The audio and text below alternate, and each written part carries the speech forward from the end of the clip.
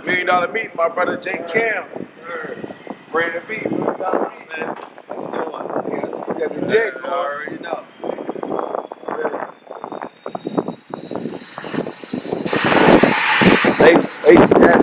You have now been granted access to the Global Entry Podcast. Enjoy your experience.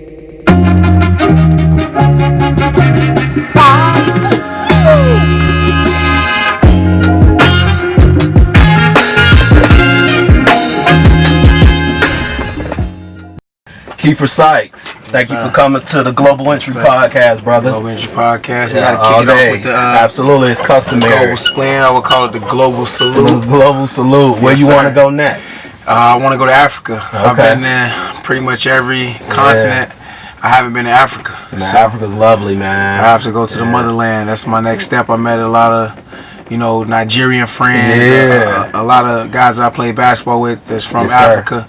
So I got to touch the motherland, get my feet on that soil. You got to touch the motherland, man. So for those of our viewers and listeners who don't know, we got Keifer Sykes, two-time Horizon League Player of the Year. Yes, sir. There's only been 5 people in the history of the Horizon League that have done it twice, and that you were one of them, brother. Yes, sir. We got professional basketball player, father, son, philanthropist, entrepreneur, and man of God. Did I leave anything out? You didn't. Man of God, founder of the Free 10 Foundation in Chicago. Let's tell us a little bit about Free 10, the Free 10 initiative and the foundation. The Free 10 initiative, we just became a non-for-profit this past fall. We've been putting on events, though, for the past 2 years. So the Free 10 Foundation is just our initiative with our main focus on helping the youth that's facing these traumatic situations of dealing with gun violence and mass incarceration,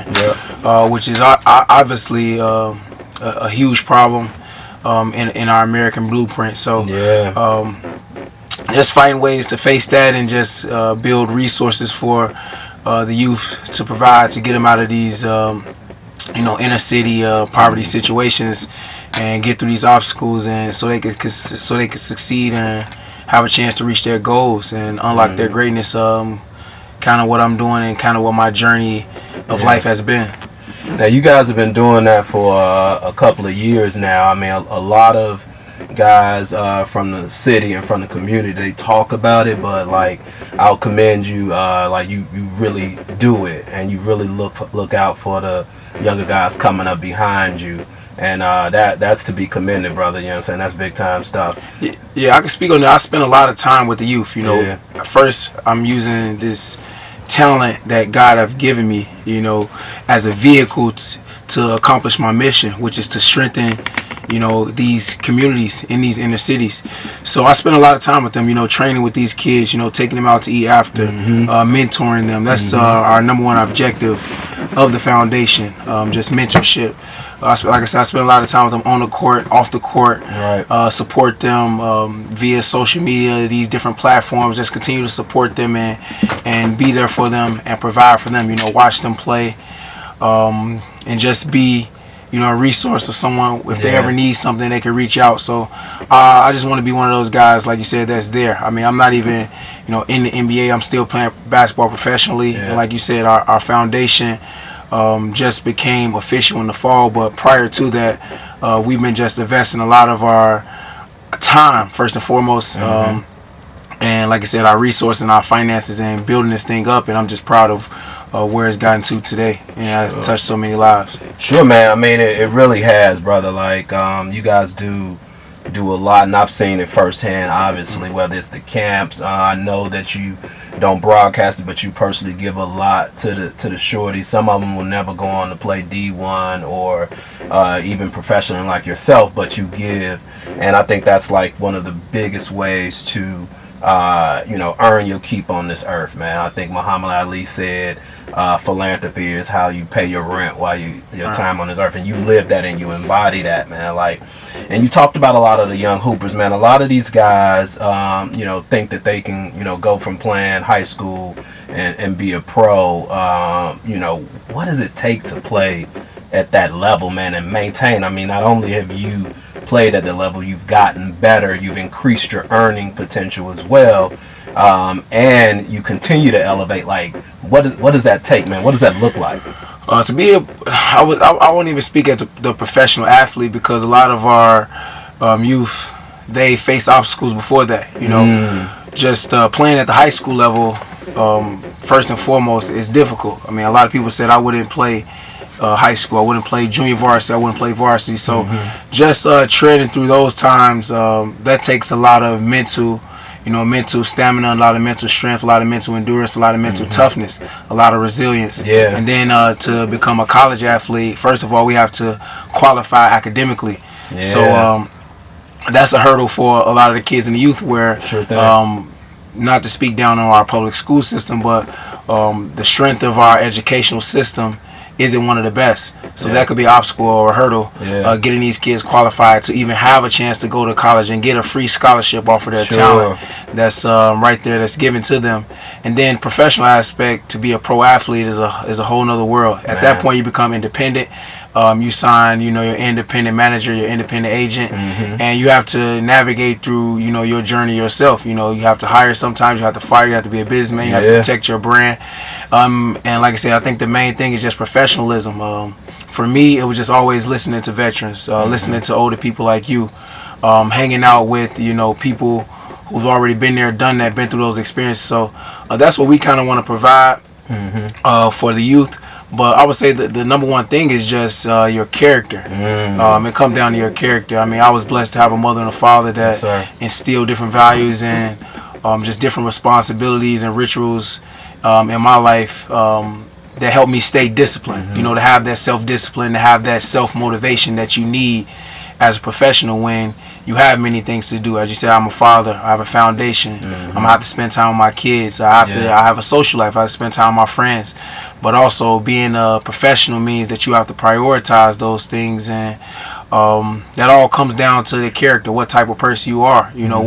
What do you believe in, and what are your true values? And like I said, you just got to have that self-discipline, and a lot of self-motivation. A lot of people are going to tell you can't do it, and it gets lonely as you continue to move up. Like you said, through my career, spending 9-8 months overseas, and finding that inner strength to know that I'm gonna have to prevail, know that I have to be a warrior and win, to increase my earning power, to have the influence that I want to have on the youth, to have the influence that I want to have on the city and just the world in general.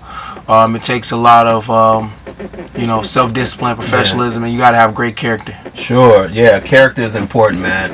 I think that's one of the biggest things that you always, even when eyes haven't been on you, you've always had character. How much do you train, man? I mean, I see it firsthand, but for the people who are just meeting you, or these young guys that may not even know you, man, how much do you train, in season, off season, all that type of stuff? What does that look like? What does it take? It takes a mentality. I mean, it takes a mentality that you can see it in kids when they're young. If they don't have that hard work mentality, and we're actually privileged to be from Chicago. We have that just inner hunger. We seen the D Roses, we seen the Isaiah Thomas, we seen guys scrap and claw for everything and change their family's lives. So that's become kind of a far-fetched dream for us, but something that we feel that's truly attainable. So you got to have that hard work, and like I said, it has to be instilled when you're young, and it goes back to, like I said, that self-discipline aspect. But I mean, I train very hard because I want to be the best. I mean, I don't just train just to get prepared for the season, to get in shape. My mentality is to train to play in the playoffs and contribute at a high level, to play in the at the highest levels, in the highest pressure games, the championship, the game sevens, and be able to deliver on a stage where all the pressure to perform is there. So you got to have that mentality, that hard work mentality, kind of that Kobe mentality. I mean, a lot of people are watching The Last Dance, and they get to see what set Michael Jordan above others, and they say it was too tough, but it's just his mentality. And we were blessed to see him in Chicago and to have that grit and that hunger to Yes, sir. Get ourselves out of the situation and change our families' lives. And I've just been blessed to be a kid that did that, and I want to continue to help other kids do that for their families and continue to feed their families. Okay. Yeah, and I know that you talked about like mentality and that mental fortitude, and I know that you also do yoga as well. How does that help you as an athlete? I mean, well, yoga is the key. That's what people don't understand. That's the special. Major. That's my secret power. That's my secret weapon. I try to tell them all the time. That same mental fortitude you gotta have.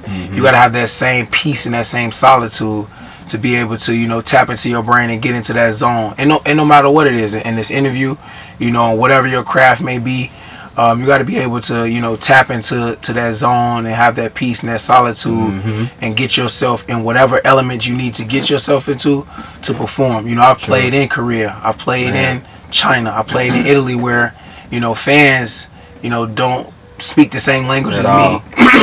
But, when things may be different and be weird, I'm in these places where they see me as an alien. Yeah. But at the same time, I find my space, my peace, and like you said, with yoga being incorporated in my life, just the breath, just being conscious. I mean, we breathe thousands of times a day, and we're never conscious. But just having that aspect of yoga just bring me back to the consciousness that I need to continue to make the decisions that I need to make every day to prevail and proceed. Yeah, and you mentioned you playing in China and Italy.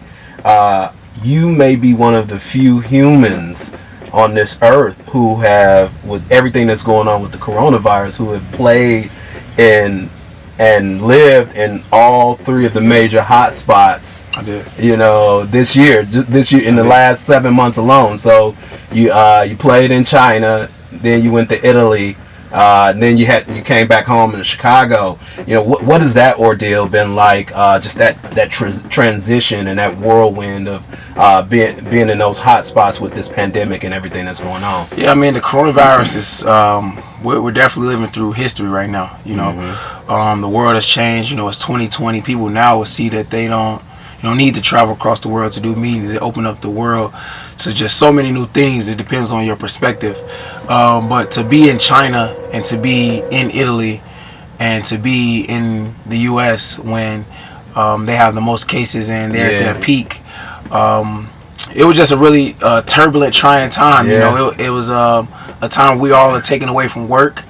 But to be in the hot spots, you get to see all the tragedy. The people dying. The hospitals are too full, not enough resources. The love and the support that we needed to get through those times, it just, it just created this compassion and this, this sympathy and this empathy that I have for Italy. I mean, I'll forever love Italy for what it done for me. But to see all those people, all those families destroyed and going through that devastation, it just gave me a soft spot for my family. And now that I'm here with my family and, not playing basketball for the first time, here in the spring, I usually be playing right now. I'm not taking any of this time for granted. And I think we got to have the right perspective and just come out of this as better people, as better parents, as a better father, as a better, basketball player, as a better teacher, as a better mentor, as a better custodian, as a better mailman, I agree. It just opened the world up to how much light we have, and a lot of people are going to find their true strength to this through these trying times, and the world's going to be a better place. Man, I totally agree with you.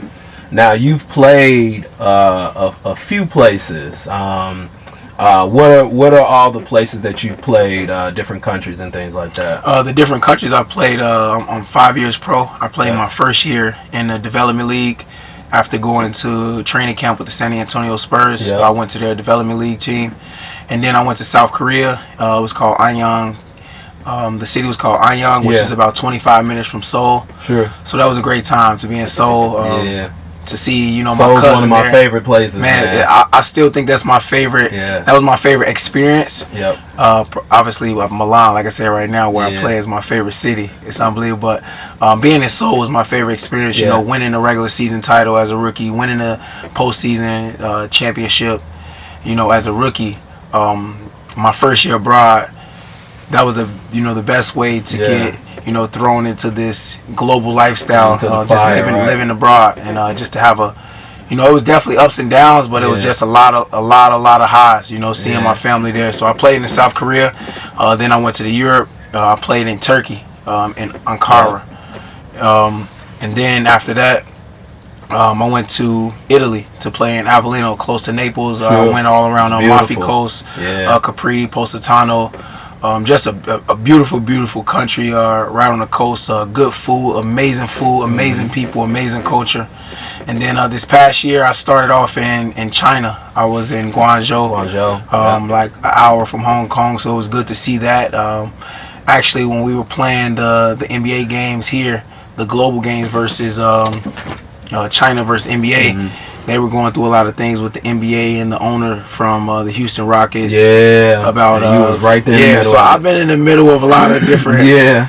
a lot of history Yeah. in the world. So Sure. it's felt good, and halfway through the season, I was able to get an offer to play for the EuroLeague, which is the highest level Yeah. overseas. So I got out of my China deal. And, Major accomplishment. Congrats on thank you. that too. So I just been working my way up, Yeah. and just been going to amazing cities and countries, and eating good food, and just learning culture and just learning. Yeah, I was life. about to ask you about the food. So you want to get some water? You can. Yeah, I'll take This is some. organic. Yeah.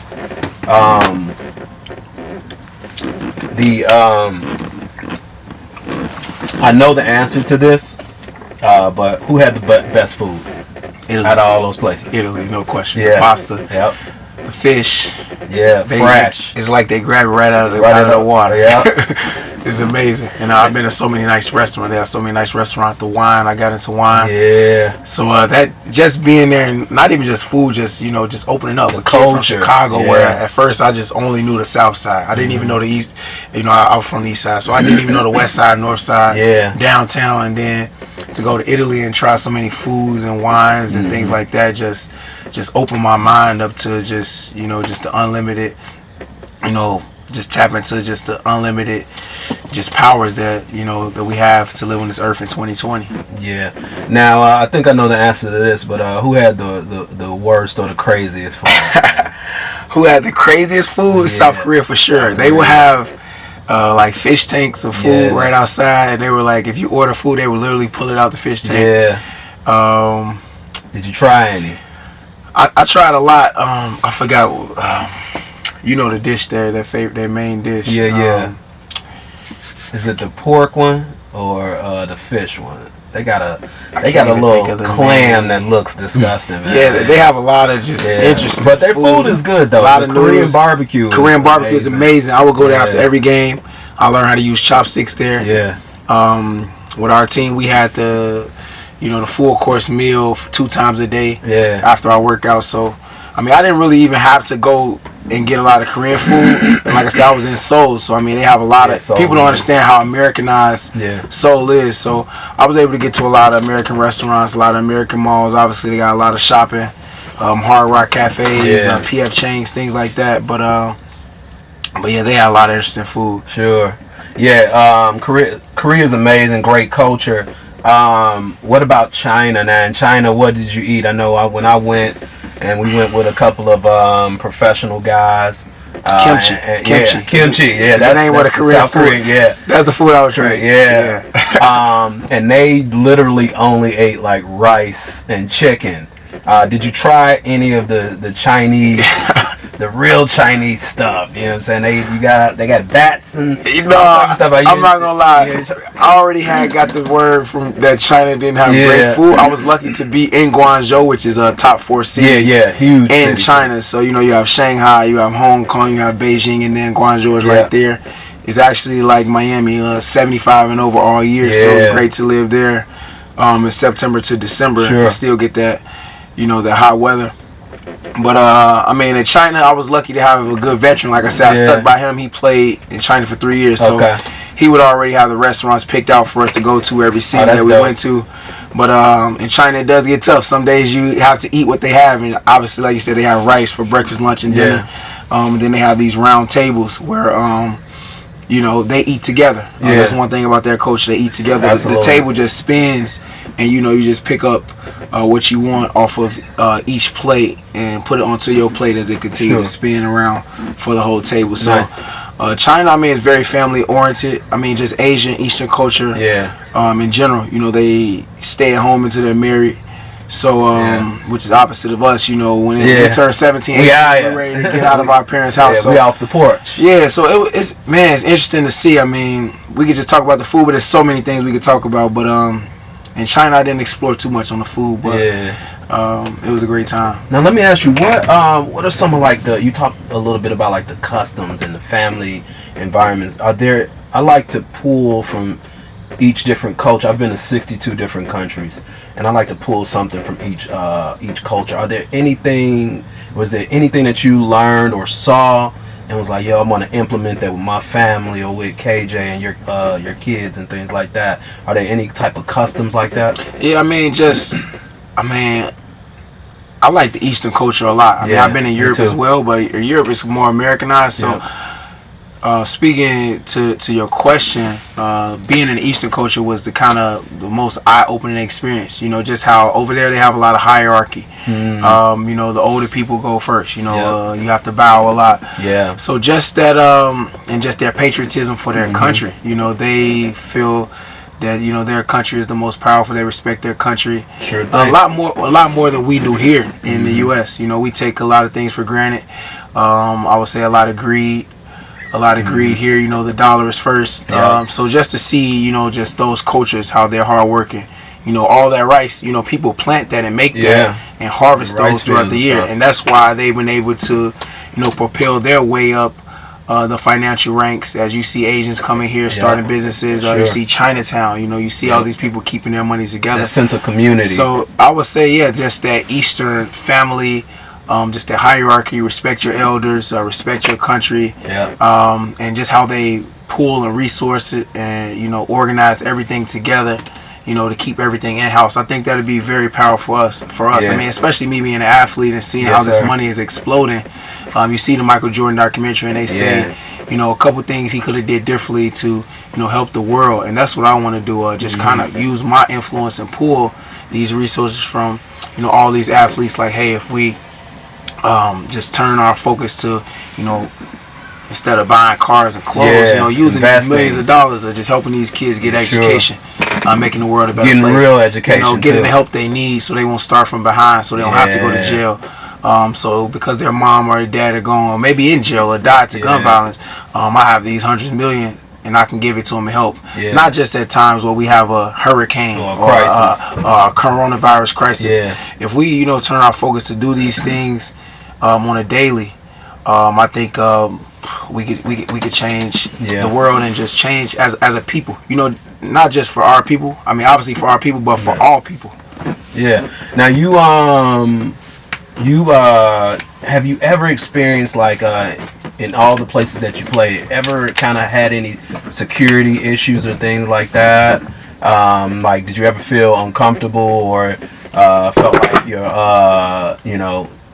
if you went out by yourself, you'd be in danger? I mean, from my perspective, everywhere I've gone, they don't typically mess with black folks, you know what I'm saying, at all. But tell me a little bit about that. I think that's important. A lot of young guys who may have an opportunity to play overseas don't know that the customs are different, and you have to abide by the customs for which the country you're in, and that's way different in Abu Dhabi or Dubai or China, for example, culture, for sure. than in Chicago. So talk a little bit about that. Yeah, so I mean, I've dealt with that several times. So like I said, my first eye-opening experience, I was in Korea. First, when you land, you can't read signs there. In Europe, they still have the alphabets, but pretty much a lot of countries in Asia, Japan, I've been to Japan, China, Korea, they just have symbols. So that's the first thing that you notice. If you get lost, first you need to always keep your phone charged, keep it portable. If you get lost, you're lost. You don't, you can't get around, you can't read any signs. But obviously, first thing that you're gonna encounter is the language barrier. You're gonna deal with that every single day. Every restaurant you go to, they're not gonna understand you. No English. Everywhere you go, people are not gonna understand you. So first and foremost, it's a language barrier. People don't speak English. People don't look like you. So that alone, you have to compensate and, you know, overcome that and navigate through that. And I think once you know, navigate through that, you can go anywhere in the world. So just being overseas and facing different language barriers and just understanding them just opened my eyes to so many things. But as far as security, for sure, like I said, in Korea, it's a hierarchy. So I had to realize that, you know, it's not like Chicago. I'm not just thugging. You know what I'm saying? I'm not just thugging. I got to, you know, when the boss come in, I have to bow. You know, just the rituals that we have to have. And it's just all out of sign of respect.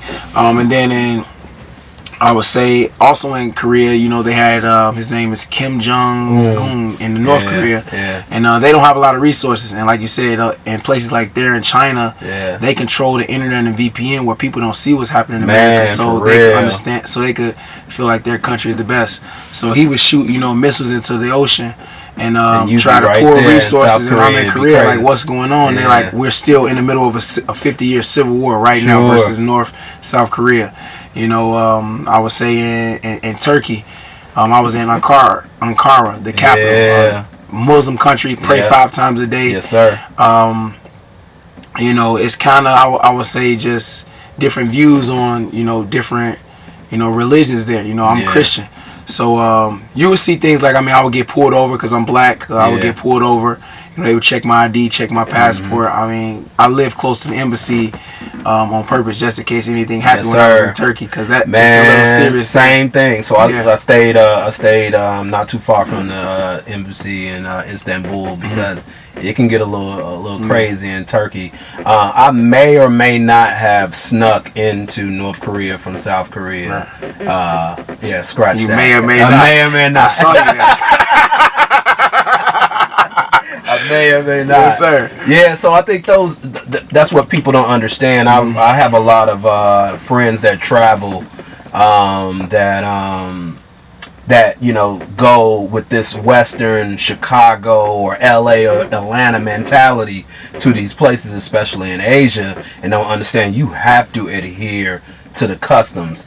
But one thing I wanted to kind of double back with, you mentioned your time in Italy, and you recently moved KJ, which is your son, out to Italy to spend more time with him and just give him that overall experience. What did that mean to you to be able to do that, and how's that adjusted? And just talk about that sacrifice prior to doing that, with you having kids and having family back here, things going on in Chicago, and you're not able to just hop on a plane and go handle it for them. Tell me a little bit about that, first starting with like moving KJ out to Italy. Yeah, so first I moved KJ out to China. So this year I moved him out to China. My last season in Italy, last year I was just, you know, preparing myself for that. You know, I felt I built myself up in my career financially well. I'm able to do that. And I was able to have help from my sister to come with me. So first they came to China with me. Like I said, I had those preseason games October,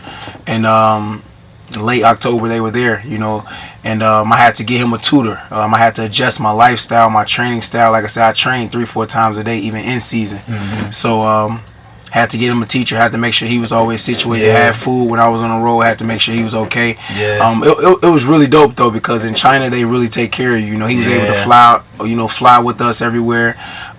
He was able to live in a hotel, you know, get first class treatment. Yes, sir. Living in a hotel, I didn't even know people could live in hotels until this past year when I was in China. So it was great for him to have a teacher, you know, to have my sister there, to have that support. Like you said, when I'm done with a game and I'm across the world and I feel like I don't have that support, you know, I don't know nobody in the crowd. So, you know, have my son in the crowd, have my sister in the crowd was, you know, it meant everything to me. And when they first got there, it was a kind of a sense like, you know, these are the things that, you know, okay, I made it. I have my family with me. You know, not, you know, having a car, you know, things like that, or just, you know, but just to be like, okay, I'm able to take care of my family now. That was huge for me, you know, to know that we had Thanksgiving in Shanghai on the road. You know, that's something that I'm saying now because I will never forget it. And then, when I moved to Italy, we made that transition to Italy where, you know, in China, I had homeschool because they go to school year round, but I was able to enroll him in the actual international school in Milan, put him on the basketball team in Milan. So, I mean, it was a very dope experience for him. You know, him being 9 years old and already traveling to, you know, 5 different countries. You know, him already experience you didn't even have at that age. I didn't even have. He's been on a plane about 30 times. And he's keeping track, and I'm right there with him on that number at like 70 or 80, but he's already going to surpass me. Yeah. So just to just continue to give him keys and gems, to give my family keys and gems, and like you said, to spend that time with them when usually I'll be away for 8 or 9 months, missing that time out of my son's life. But knowing that I worked hard all these years to work my way up in my career to play for a team that, have the financial stability and the resources to put him in school, to take care of him, and it's just a sense of like, that was a real feeling of, okay, I'm making it. I'm taking care of my family and doing the right things as a man and as a father in this world. So it was really dope. Yeah, and you flew Miss Lisa out. Took her to Capri, took her to Amalfi, took her to Positano last season. So, that was amazing to give her a break with all the kids, to let her get on the plane and, her first time traveling abroad, don't know how to deal with 10-hour flight, land in Rome. We're on a Airbnb chef cooking experience, and they want to leave 1 hour in to get some rest. So, just to take my family, to Rome, to take them to Italy, Rome was beautiful.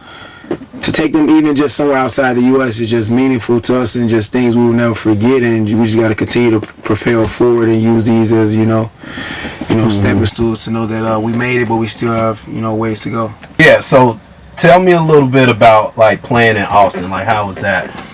I would say that year in Austin in the D-League was my best year as far as development. Like you said, the transition, when you had to talk about professional, I had to tell you about the transition from high school to college. Yeah. And then, like I said, college to pro is the most difficult. You always in that team aspect, growing up, you always in that, for the school, for the team, for my friends. But then when you turn professional, you playing with guys, everybody's trying to improve in their career. So I need to become a better player. I need to become a better professional. Sure. And I had to go from being, like you said, 2-time Horizon League Player of the Year back to, clawing my way to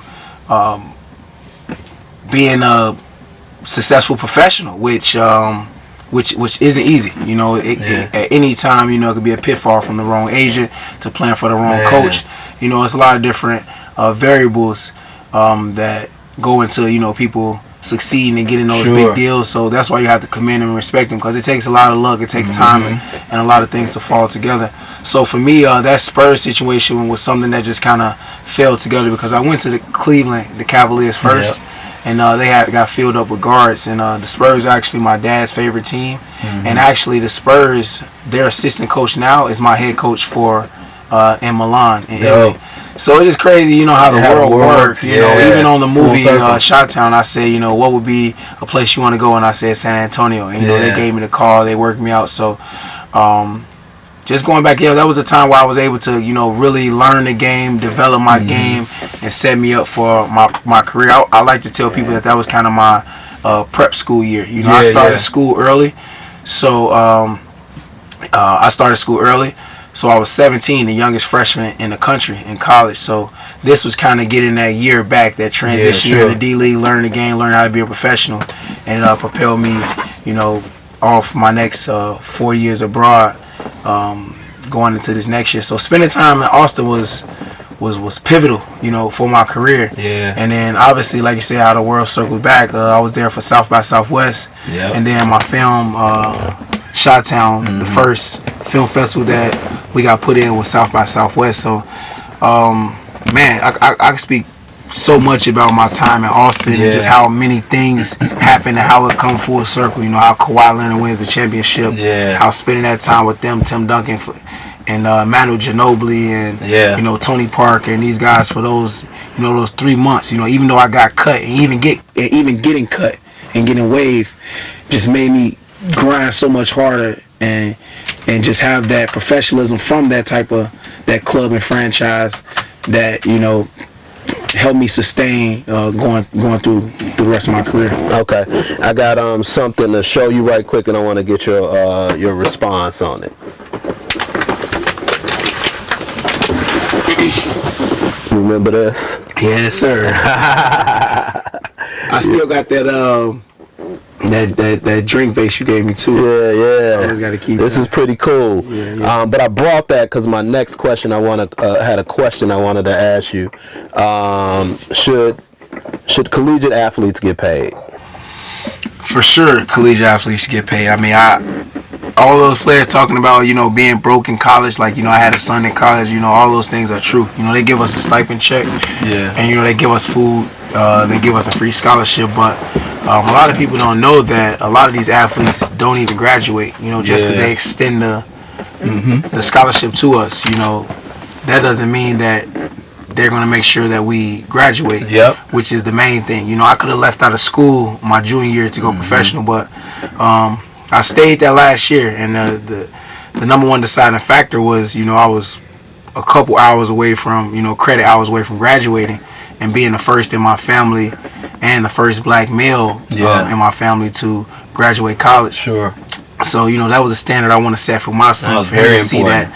that at, 4 or 5 years old, for my brothers, my little cousins to see that, to know that, obviously strive for high school, which is kind of the standard here. Yeah. Growing up in the inner city, but, going to college and getting a degree is attainable. Yeah. So, with that, I do believe that these players should be paid and make it easier, because in college, it gets discouraging. Yeah. It's a lot of things that could discourage you. Like I said, being away from family, schoolwork is not easy. Being there and sacrificing all that time. Yeah. Is not easy, and staying focused. It's not easy. And I asked you that because I personally watched you struggle and try to support your family in every way that you could while you packed out the Resch Center. Yeah. And them people, this is a 15,000 stadium seat stadium? About 10, 12,000. Yeah, 10, 12,000, and they came to see you, and I watched that, and I brought the bobblehead not just because of nostalgia, because I watched them use your likeness in so many different ways and make money from them and amplify their marketing, and you didn't get $1 of that. So a lot of people who make those type of decisions are going to see this, because they're in my network, and I wanted you to speak to that, because people bought tickets to see you dunk on Frank Kaminsky. And other things like that. I'll also tell you a very interesting story. So kind of this definitely, I love to see these kids getting paid off their likeliness. And, like you said, going through that process, I was well aware of what was going on. I was well aware that it was 1,000 people in that stadium, 1,500 people in that stadium.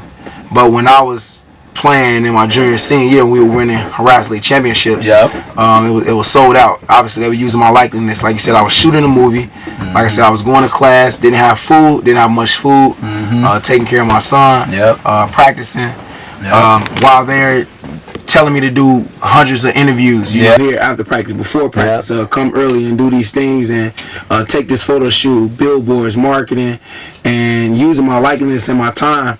And like you said, I didn't receive any compensation for that. And so I love to see these kids getting paid now, and it was definitely a difficult time.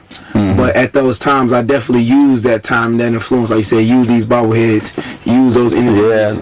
To build your own brand. To build my own brand. So to see these kids being able to build their own brands and profit off of it, it is amazing. And it's going to be tough for the NCAA in these next couple of years. Sure is. League and implementing all these rules, and these kids understanding their brand and their business at a young age, and we're using these platforms to give it to them. And us going through this and experiencing it, it's pivotal for them. One more story. So I would say in my junior year, when I hurt my ankle. Right. I hurt my ankle. I remember that. And we had the NIT, which is the postseason tournament. And we had a home game. So I specifically remember the media of the school, the coach telling me that I can't announce to anyone that I'm not playing, or they won't sell the tickets. People will see on the blog that I just got hurt last game. Really bad. They're like, is he playing? Is he playing?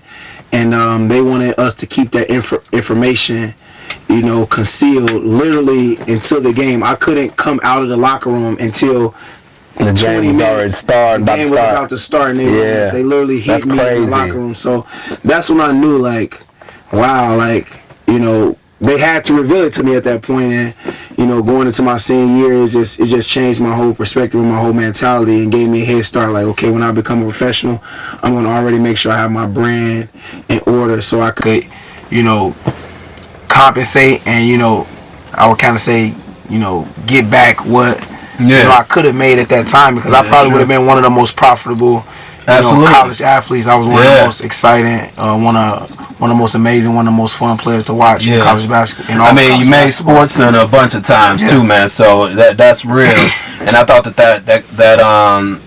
that question about athletes getting paid was apropos to you. Another thing. So while you were at Green Bay, you had a camera crew following you around for your documentary, Chi-Town. Yeah. And so tell us a little bit about that. Like, what is that about? For the people that don't know, and then also let us know, let the viewers and the listeners know where they can find it. Okay. So Chi-Town is right now it's on Amazon Prime. It's a documentary that covers a lot of aspects. A lot of specters of life in Chicago, through me. They follow me for 7 years. Well, 5 years total. It took about 7 years to get the project done and edited and out to these film festivals. And for me, it's just my life. I live this. Me and my friends getting shot. My coach getting shot. Man. A lot of my people I grew up with, here today, gone tomorrow. Like you said, me not having money, me playing in college, me going back and seeing that movie and just, hearing, some of those quotes of me just not being sure if I'm going to make it to the next day or have food or being able to provide. Everything is just authentic, and it covers so many perspectives of coming from the inner city, and, me being an athlete, like I said, using, my talent to relate to so many different people.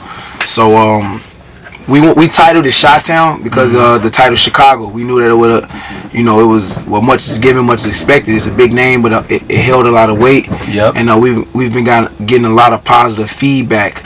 But Chi-Town is a movie that just followed my last year of high school and me all through college as I worked to get this shot to the NBA, as I'm still doing right now, as we're still filming, we're still working on right now. Yep.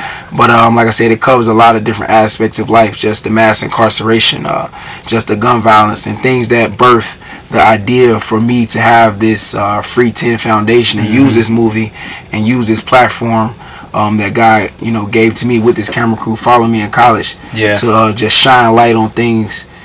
These issues that's normal for us, that we wake up and go to sleep every day, but the world needs to see and needs to give more attention to, and whatever facet that is, financially, just providing resources wise, just becoming more knowledgeable of just more aware of how they could help or how they could just maneuver different and just be better people in the world, for those people that need help. Yeah, and that's important, man. It was a very, very good documentary. I'm very proud of you for that. What was the premiere like at South by Southwest, man? That was crazy. The first premiere was crazy. The first premiere is when they sent me the link on the computer when I was in Turkey. So to just see my life, on the screen, we shot 400, 500 hours. So, I'm like, there's no way they're going to put this together. And they made an 80-minute masterpiece, to see them edit it and put it together. It was just amazing to see it. And like I said, at that point, it was still normal to me until, like you said, that we got accepted in the South by Southwest, and that was amazing, to me playing Austin, to go back to Austin in season, to see all the people that I played for down there. And like I said, to know that was one of the most pivotal times of my life when I really was making $2,000 a month. And didn't even had 2 kids at that time. And to come back and have the movie and play professional and winning the championship and knowing that everything is okay. It was just amazing for my family. You were there shooting for the brand, just for everything we're trying to do in Chicago. It was probably the most powerful moment that I had. To come back to the States to see my movie.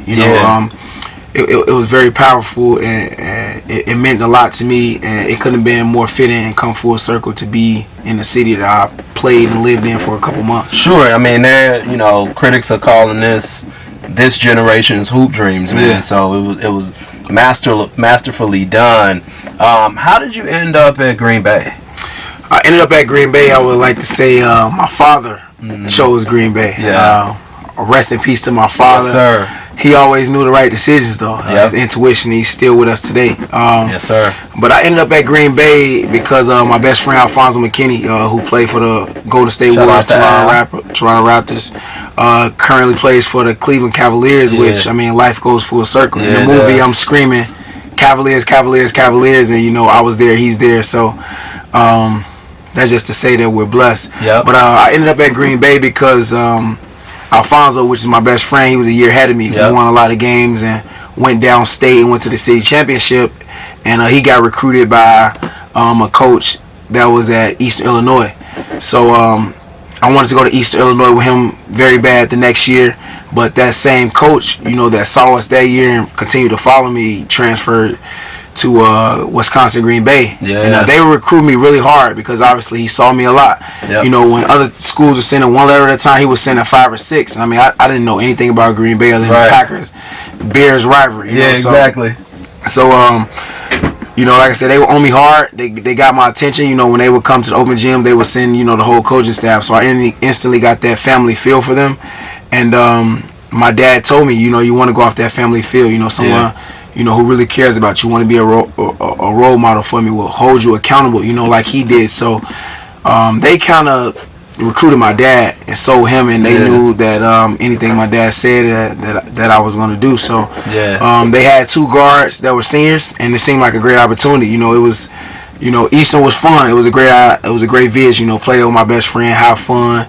You know, majority black campus. You know, fraternities, sororities. Kind of that experience that you grow up envisioning. You know, the one that you envisioning. But God had this other plan for me, you know, to go to a school, you know, be the minority, you know, the 5%, and just get out of my comfort zone. You know, I'm coming from Chicago. That would have been the same thing for me, and it turned me into this guy that know how to deal with different people, know how to speak to different people, know how to, you know, articulate myself, and you know, just be sophisticated, just be the man who I am, and just open up. I think it helped you grow up and mature. You know. You know, I think it ended up being such a blessing in disguise. But like you said, your pops, he used to know how to always kind of make them right moves. Yeah, you know he was like, man, he was on the chessboard all the time like while we were playing checkers, you know. Yes, so he was playing chess with that, man, and I was able to play. I ended up there, was able to get into the starting lineup after about 10 games and become the best freshman that year. So what are 3 attributes about yourself and that you have, and then where'd you get those 3 attributes from? Number 1, I would like to say loyalty. I'm loyal to my family, like you said, from my dad, my mom. They were my rocks. You know, my dad was like, I would like to say, the backbone of the family. Yes, sir. And, you know, my mom was like the heart of the family, the heartbeat. So just loyalty, you know, just see that my dad and my mom stayed married for 25 years, you know. You know, they argued and things like that, but just to see that, you know, they stayed together, you know. And a lot of times I like to think that it's for me, you know, me being the youngest, you know. And just see how much the world is changing. People, you know, make decisions, wake up and change every day. So just for them to be loyal and, you know, to always keep family first, that was instilled in me, number 1. And you say you want to name off 3 things? So 2 more. Okay, so 2 is just hard work. I would like to say hard work and perseverance at the same time. But just, you know, hard work, because hard work don't automatically mean that you want to get something. Nope. So I like to say you have that to, again. Yeah, just because you work hard doesn't mean that, you know, the chips are going to fall how you want them to fall. And you have to continue to work hard. A gem right there, bro. Continue to believe in God. So I would like to say just hard work. You know, seeing my mom and my dad, you know, take care of the whole hood. You know, my dad was a father figure, being a father for so many people. For so many people. And you know, for us, you know, and they were poor. I would say I make probably more in a month than they probably made in the whole year. So just me thinking about that now, just thinking about my dad and having, you know, thinking about my mom on a video, always got the big pot stirring it up because we didn't have enough food, you know, things like that. And, you know, my dad sold candy. My dad sold anything, you know, so we could eat. And I saw that. And how big their hearts were to not only take care of their own biological kids, but we took your in cousins who are like siblings to you. And it wasn't just one. Y'all took in 6 of them. 6. And I have kids, and all my older brothers had kids. So just to see how hard my mom worked, like not even from work, but just to code up the family first and foremost. And then on top of that, the work they did to provide for us to have clothes, to have the shoes that I said I wanted for Christmas, they got them. You know, when they told me, man, I don't got no money. You might not get them this year. And I had to sit and accept that and see them work hard. That drove me to I'm gonna run through a wall, to get what I got to get for my family, my people. And I'm gonna, when I line up with people in that court, they don't understand what's coming. And this should be first, but I just wanted to give you some keys and values. But then just first and foremost out of those steps is just God. Coming from where we come from, I could like to say I'm lucky. We're blessed. Look at us. We sitting on a jet. We sitting on a jet. We able to travel the world, have bobbleheads, have some press, media, these outlets where people, like I said, people right now in quarantine, they're seeing a movie and they're seeing how they inspired and how so many things came full circle. It's just a blessing. I know that it's God somewhere, saving me and saving these kids, because I'm seeing people getting shot, and there's not a lot of God, not a lot of hope out here. But it still is, positivity, and God does everything for a reason. He has a plan for us and our people, and we just have to continue to focus and do the work, be the trailblazers, and doing this work to provide for our people. All right, brother. I appreciate you. I know you got a jet, man. First one. Let me get that global salute out. Africa, right? Yes, sir. I need to go to Africa. What we gonna do? Africa, baby. All right, brother. Yes, sir. Thank you.